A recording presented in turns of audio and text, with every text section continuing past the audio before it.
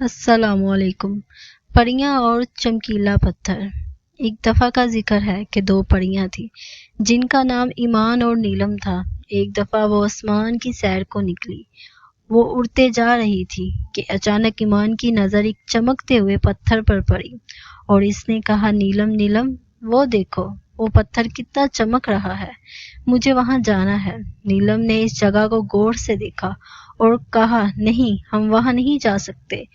کیوں نہیں جا سکتے؟ ایمان نے پوچھا۔ کیونکہ ہمارے والدہ نے ہمیں وہاں جانے سے منع کیا ہے اور ہم ان کی نافرمانی نہیں کر سکتے، نیلم نے جواب دیا۔ اچھا ٹھیک ہے، ایمان نے کہا۔ ارے وہ دیکھو، ایمان، کتنے پیارے پھول ہیں، وہاں چلیں؟ نیلم نے کہا، ہاں چلو۔ ایمان نے کہا، نیلم پھول دیکھ رہی ہوتی ہے اور اس کی خوشبو سونگھ رہی ہوتی ہے اور ایمان اس موقع کا فائدہ اٹھاتی ہے اور جلدی سے اس چمکتے پتھر کے پاس پہنچ جاتی ہے۔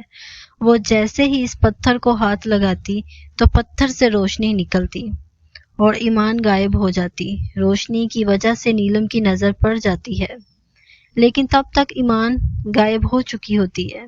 اور یہ کیا کر دیا تم نے ایمان؟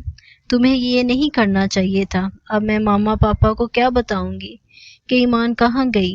یہ کہہ کر نیلم واپس چلے گی۔ جب روشنی ختم ہو گئی تو ایمان حیران رہ گئی، کیونکہ وہ بہت عجیب جگہ پر تھی۔ وہاں اندھیرا ہی اندھیرا تھا۔ یہ میں کہاں آ گئی؟ ایمان ادھر ادھر بھاگنے لگی اور باہر نکلنے کا راستہ تلاش کرنے کی کوشش کرنے لگی، لیکن اسے کوئی راستہ نہ ملا اور وہ پریشان ہو کر رونے لگ گئی ہے کہ اچانک وہاں ایک اور پری آ گئی اور کہنے لگی، رو مت، انشاءاللہ ہم یہاں سے باہر ضرور نکلیں گے۔ اس پری نے کہا۔ ایمان نے اس کی طرف دیکھا اور کہا، تم کون ہو؟ یہ کون سی جگہ ہے؟ میرا نام چمن پری ہے اور یہ ایک ایسی جگہ ہے کہ یہاں سے کوئی نہیں نکل سکتا۔ کیا مطلب؟ ایمان نے پوچھا۔ چمن مسکرا کے کہنے لگی، کیا تمہیں تمہارے ماں باپ نے کچھ نہیں بتایا؟ نہیں، ایمان نے جواب دیا۔ تب چمن کہنے لگی کہ یہاں پر ایک چڑیل نے جادو کیا ہے اور اس جادو کو کوئی بھی آج تک نہیں توڑ سکا۔ کیا مطلب آپ کی بات کا؟ ایمان نے کہا۔ نیلم آ گئی۔ تم ایمان کدھر ہے؟ نیلم کی ماں نے پوچھا۔ السلام علیکم امی جان، ایمان اپنی دوست کے ساتھ آج رات رہے گی کیونکہ اس کی دوست کی آج سالگرہ ہے۔ وہ ہمیں راستے میں ملی تھی اور ایمان کو اپنے ساتھ لے گئی، نیلم نے جواب دیا۔ وعلیکم السلام۔ ٹھیک ہے، جاؤ تم آرام کرو، میں کھانا لے کر آتی ہوں، نیلم کی ماں نے کہا۔ ٹھیک ہے امی جان، نیلم نے کہا۔ چمن پری ایمان کو بتانے لگی، یہ کہانی 15 سال پہلے کی ہے۔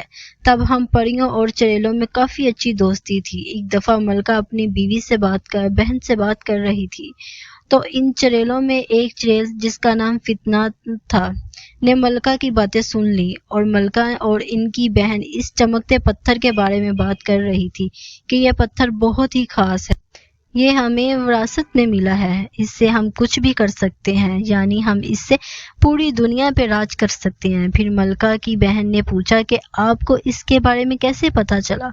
تو ملکہ نے جواب دیا، اس کے بارے میں اس کتاب میں لکھا ہے، لیکن یہ بات کسی تیسرے کو پتہ نہیں چلنی چاہیے۔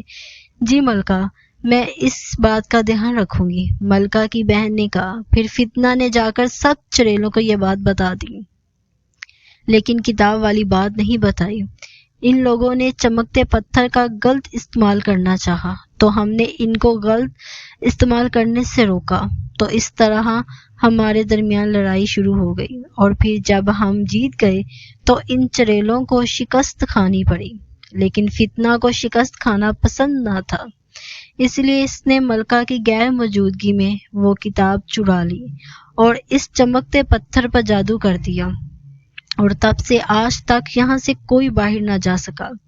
نیلم، اب تو ایمان کو آ جانا چاہیے تھا، آخر دوپہر ہو چکی ہے، بلکہ شام ہونے کو آئی ہے۔ کیا اس نے تمہیں بتایا ہے کہ وہ کب واپس آئے گی یا تمہیں کچھ بتایا ہے؟ نیلم کی ماں نے نیلم سے پوچھا۔ وہ نیلم بات کاٹتے ہوئے اس کی ماں نے کہا، وہ کیا؟ میری طرف دیکھے، تمہارے لہجے سے مجھے پتا چل رہا ہے کہ تم مجھ سے کچھ چھپا رہی ہو۔ وہ امی دراصل ایمان میں ایمان اور میں نیلم نے اپنی ماں کو ساری بات بتا دی۔ اے میرے خدا، وہاں سے تو کوئی آج تک واپس نہیں آیا۔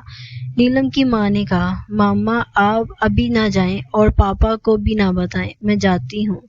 نیلم نے کہا، ایمان کے دل میں ایک بات آتی ہے، وہ کہتی ہے چمن پری ہم دونوں اگر اس جادو کو توڑ نہیں سکتی تو نیلم توڑ سکتی ہے۔ اس بک کو ڈھونڈ کر میں نیلم سے رابطہ کرنے کی کوشش کرتی ہوں۔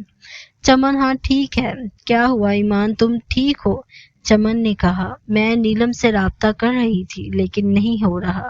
ایمان نے جواب دیا، ہمت مت ہارو، میں بھی تمہاری مدد کرتی ہوں۔ اتنی دیر میں نیلم جاتی ہے۔ وہ جیسے ہی آتی ہے کہ اسے سگنل ملتا ہے اور وہ کتاب ڈھونڈنے لگ جاتی ہے۔ بہت کوششوں کے بعد پھر اس سے ایک بٹن دب جاتا ہے اور وہاں ایک غار آ جاتی ہے۔ وہ اس غار کے اندر جاتی ہے کہ وہاں فتنہ سوئی ہوتی ہے۔ نیلم کو سمجھ نہیں آتا کہ وہ کیا کرے۔ وہ خاموشی سے کتاب لے کر جادو کا اثر ختم کر دیتی ہے۔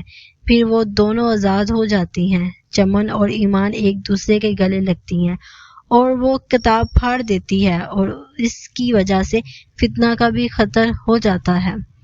نتیجہ، ہمیں اپنے والدین کی نافرمانی نہیں کرنی چاہیے اور مشکل میں ہمت نہیں ہارنی چاہیے۔ امید کرتی ہوں آپ کو کہانی پسند آئی ہوگی۔ ملتی ہوں اگلی کہانی کے ساتھ۔ اجازت دیجیے۔ اللہ حافظ۔